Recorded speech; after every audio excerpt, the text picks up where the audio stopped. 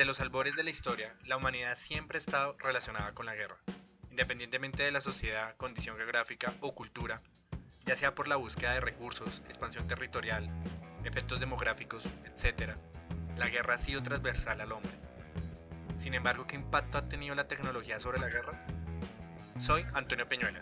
Bienvenidos a Política al Revés, el canal que le damos un giro de 180 grados a la política.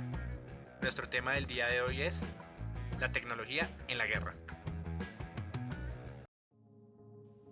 Según Gaston Boutoul, en su libro Tratado de Polemología, abro comillas, los primeros instrumentos que hizo el Homo Faber fueron probablemente para matar, destinados a la caza o al pillaje.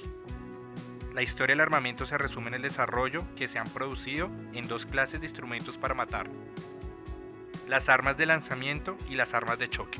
Cierro comillas, evidenciando esa relación endógena entre la tecnología y la guerra a lo largo de la historia. En este capítulo contamos con el profesor Alejandro Borges, politólogo e internacionalista, que nos va a explicar las correlaciones de la tecnología en la guerra. Recuerda suscribirte a nuestro canal. Muchas gracias. Hola, nuevamente soy el profesor Alejandro Borges. Hoy les voy a hablar de otro de los temas que a mí me encanta revisar, que es el tema de guerra y tecnología. Muchas veces la gente dice abiertamente es que las guerras nos traen nuevas tecnologías o que las nuevas tecnologías se usan para la guerra, etcétera, etcétera, y hay un montón de vínculos ahí, y ese es un vínculo interesantísimo. Tenemos que ver que algo que es muy curioso de nosotros los seres humanos es que nosotros la ventaja que tenemos frente a las demás especies es precisamente un uso avanzado de la tecnología. Si bien los chimpancés y los delfines y otras especies que consideramos también inteligentes tienen cierto uso de herramientas, nosotros el poder avanzar sobre esas herramientas ha hecho que las cosas hayan cambiado. Entonces, algo que es muy interesante es, aún hoy en día, se habla de la guerra. Es un tema que no se ha superado, que es interesante por cuanto toda sociedad humana ha vivido o está viviendo, ¿sí?, una guerra, y alrededor del globo todo el mundo ha experimentado de una cierta forma lo que es una guerra.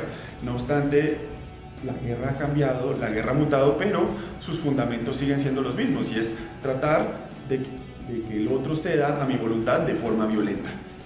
Entonces, y en efecto, cuando se da un avance tecnológico, hemos visto que el propósito de la guerra no cambia, pero sí su modus operandi. Y normalmente, quien tiene un avance tecnológico, en la mayoría de casos, logra tener una ventaja sobre el otro, una ventaja militar. No siempre es el caso. Hoy en día veremos que no siempre es así, pero no obstante, si miramos el grueso de la historia, es muy curioso cómo desde la agricultura, una de nuestras primerísimas tecnologías que hoy damos muy por sentado, eso dio una ventaja militar. ¿Por qué? Porque primero, el lograr asentarse hizo que las poblaciones crecieran.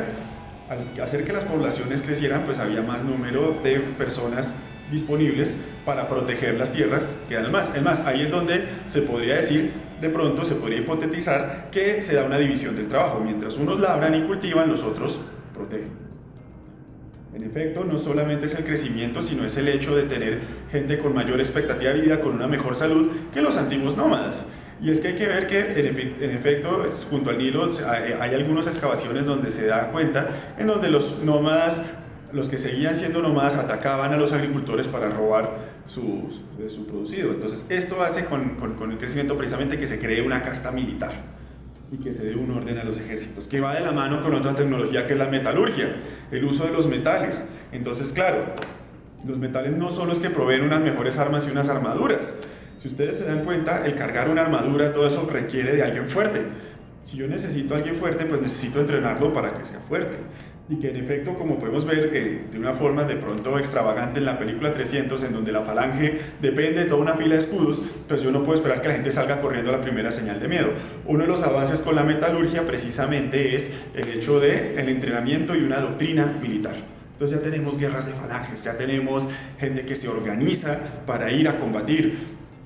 Hablaba en el otro video de la antigua Grecia, pues podemos ver que precisamente por el tema del terreno, las guerras trataban de ser lo más inmediato posible, ¿no? Falange contra falange y tómalo, y el que gane.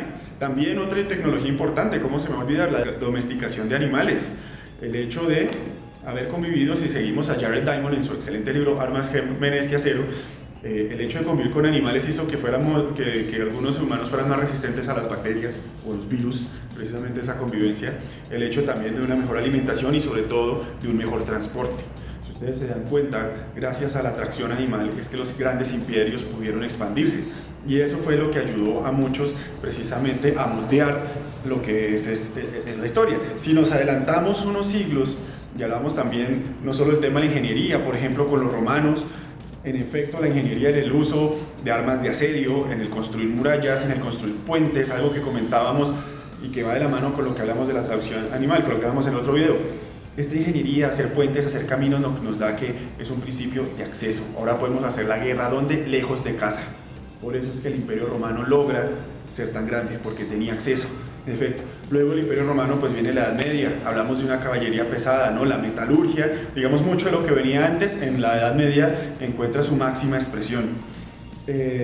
Ya son armaduras mucho más livianas, pero al mismo tiempo más resistente, mejores armas, incluso los caballos llevan armadura, por eso habla de la caballería pesada, y todo este asunto que va creciendo y que va de la mano pues en esa no es una causalidad directa, sino en esa correlación, en esa colaboración entre lo que es la guerra, el arte de la guerra y la tecnología.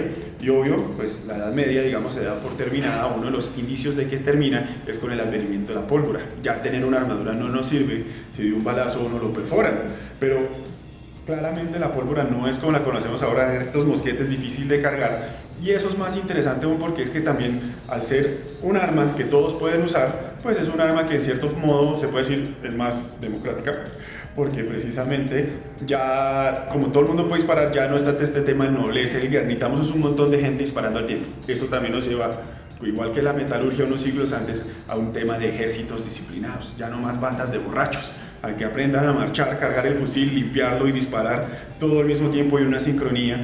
Entonces por eso podemos ver que ahí en el Renacimiento se da este nacimiento de los ejércitos modernos, en buena medida gracias al advenimiento de la pólvora.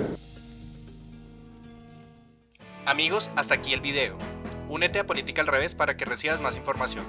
Recuerda suscribirte a nuestro canal, compártelo en todas tus redes sociales. Déjame tus impresiones. Muchas gracias y hasta la próxima.